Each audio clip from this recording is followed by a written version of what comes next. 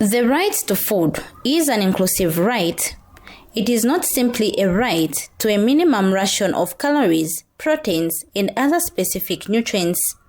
It is a right to all nutritional elements that a person needs to live a healthy and active life and to the means to access them.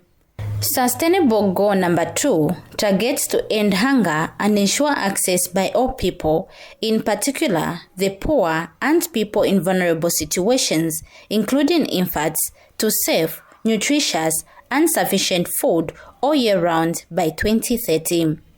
Without regular and nutritious food, humans cannot live, learn, fend off disease, or lead productive lives.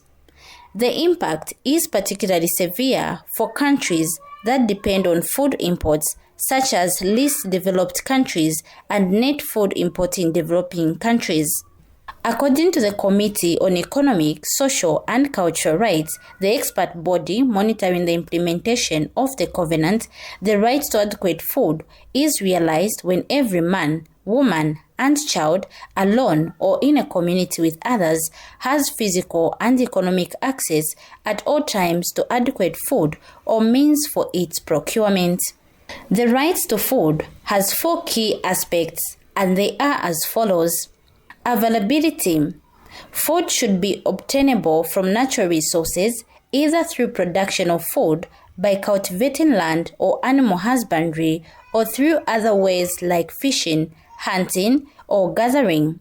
Food should be on sale in markets and shops. The other aspect is accessibility. Food must be affordable.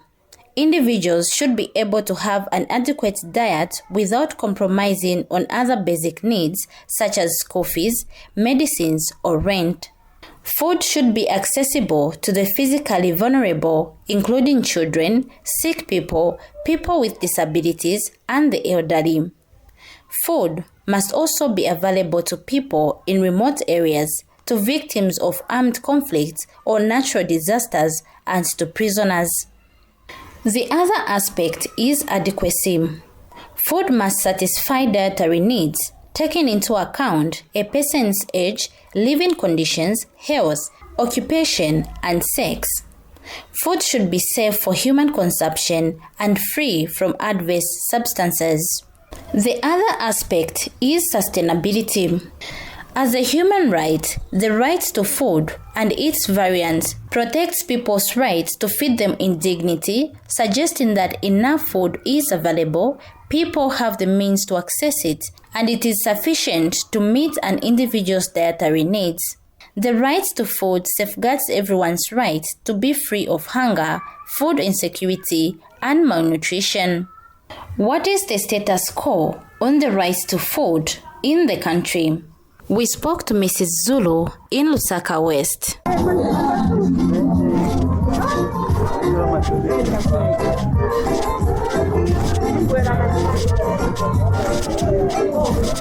Okudya bwino chintu ekikankara sana ku muntu odi wonse ati nga twamuna abantu abengi pali leero tabalekwata access ku fyakulya ifingi omunandu n'obukyushi ero kabiri nga twarolesha bakabafata abantu bakwate okulya omukuyita tumbushuku bumu kiri kyana nakyo kyashupa sana nawatezi bantu economy nayo tayiri bwino iri yashupa and it's not everyone abakwanisha okukwata ifyakulya ero kabidite bonse abakwata enchitosha ko bati balabaripira bwino bambino okubomba tababomba. But I think if ofema farmers bamonga ine n'abananzi kachako bati bayitungirire okutusako support bwino kwebasitwala chita produce ifyakulya efingi kuti chawa mishanganshi pakaba stress chakona munchende sharp sana no mwine mchalo not okuladi mafefe tunga kwani shafyo kulya fweka panganda ngataroresha munchende shimbi umnandu n'obuchushi nensala abantu bale chitaenda kunombokola shafefe yakulya fyonse fyo balima ichi chirere ngokweba ati insala ile konkanya apakairire ile kulirako ero kabiri chine echidenga nokweba ati balafira okukwata n'efyakulya panganda n'olupwa lwabo ekyo kanshine mu kuchimona kwanzi food and nutrition yena as a nation natushalila tuchiti fyokutali tatuli stable sana fingi fefile faika kwebati bachitapo akwebati tuenga chitateni stable food and nutrition nomchalo cheso. Having spoken to Mrs. Zulu, we also spoke to Boyd Mowe, the Chief Executive Officer for SAFADA, a farmer-based organization established to contribute towards addressing the social and economic challenges facing small-scale farmers in Zambia. You're welcome, sir, to the interview. Thank you so much. Okay. How was the 2022-2023 farming season when it comes to food security and the right to food and nutrition of the people? 2022-2023 farming season was a bit challenging, because, as you may know, in most cases, after marketing of agricultural produce, small-scale farmers always expect to receive some support from government, that is subsidized fertilizer under FISIP, and they happen to sell most of their produce like maize, soya beans, and also those who are growing vegetables. They do sell their vegetables, but with little concern on household food security. So you find that in most cases, especially in rural areas, farmers lack enough food stuff on the table. So to be precise, the 2022-2023 farming season, like I mentioned, it was quite challenging because the distribution of farm inputs, it was quite tricky. There was a number of challenges, problems that faced the farming community. And also the government, it was quite panicking, and the farmers also somehow disturbed because they didn't receive their inputs on time. So that affected food security. Despite that, even when farmers received their inputs, we had floods and in some places drought. So a number of fields were destroyed, meaning that that induced some kind of food shortage in different areas where there was flood.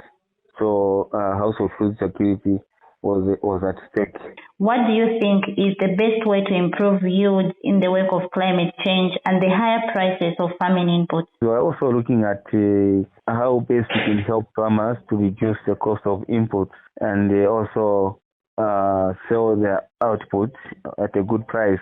As a FADA, we have a program called Farmer Advancement Support Initiative. This is a project, rather a program, where we are looking at individual family farmers. Individual farmer, how is he faring with agriculture? How is he faring with farming? How does he grow his crops? How does he sell his crops? How does he earn his income and invest in agriculture? So this time around, I think it has been tricky somehow because the fertilizer was quite expensive. You're talking about 1,000 kwacha plus a bag of 50 kg. But when it comes to selling, the price is too low. It will require a farmer to sell more than 4 bags to buy a bag of fertilizer. If we take the current price at 280, for a farmer to buy a bag of fertilizer, which is costing 1,200 or somewhere there, it means that he has to sell 5 bags. You see, so eventually you find that the household food security is at stake because this farmer will sell everything. Let's say in a hectare he produces 40 bags, then he's going to sell the 30 bags in order to buy fertilizer. But 10 bags is not enough for a family of 7. Although we talk of bumper harvest, we talk of household food security, it's not 100% food security because we are just looking at one crop, and the value of one crop means it is totally chemicalized. When you talk about the right to food, means that every person must have 3 meals per day. Okay, we are talking about a meal being expensive. It's because we are monocultured. We are dependent on maize. We cannot eat rice. When we eat rice, it's like we haven't eaten anything. Monoculture, farming. We are just growing maize only. Let's diversify. How do we diversify? We need support from government, sensitizing the local community. We must have proper workshops, educating the people in rural areas how they can maintain their household food security in terms of nutrients and in terms of quantity of food. Yeah, food and nutrition can be enhanced in our country by helping farmers to produce enough foodstuff on their farms. Let's empower our farmers with necessary resources. Most people in Zambia are unable to meet their dietary needs due to limited knowledge. Chapter 1 Foundation is an organization that protects human rights, and right now I get the views of the Executive Director, Linda Kasonde, on the rights to food and nutrition in Zambia. Zambia is a signatory to several international conventions that recognize economic, social, and cultural rights, such as the right to food.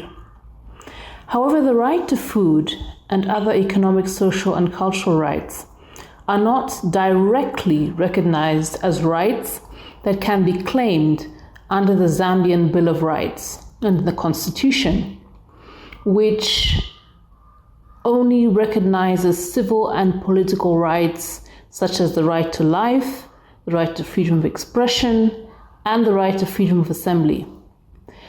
However, recently in the Supreme Court case of George Peter Mwanza and another versus the Attorney General, the court recognized the right to food indirectly by interpreting it as part of the right to life. In that case, 2 HIV-positive prison inmates sued the government for failing to provide them with nutritious food which they needed to live a healthy life in line with their HIV-positive condition. The inmates also claimed that the prison environment was filthy and therefore deprived them of the right to live with human dignity. The Zambian Supreme Court agreed with the prisoners, recognizing the right to life as a universal right, as recognized by numerous international conventions or agreements that Zambia has signed, such as Article 25 of the Universal Declaration of Human Rights and Article 11 of the International Covenant on Economic, Social, and Cultural Rights, either directly or indirectly through civil and political rights like the right to life. The Supreme Court also recognized that the right to life is the right to live a dignified life, which includes the right to nutritious food, enough to sustain a dignified life. Because of concerns on economic, social, and cultural rights, such as the right to food and nutrition, FIAN International, an organization committed to promote and protect human rights, wants the social, economic, and cultural rights to be included in the Zambian Constitution. On the right to food and nutrition, we look forward to the actualization of the National Food and Nutrition Policy, whose objective is to achieve sustainable food and nutrition security and to eliminate all forms of malnutrition in order to have a well-nourished and healthy population that can effectively contribute to national economic development.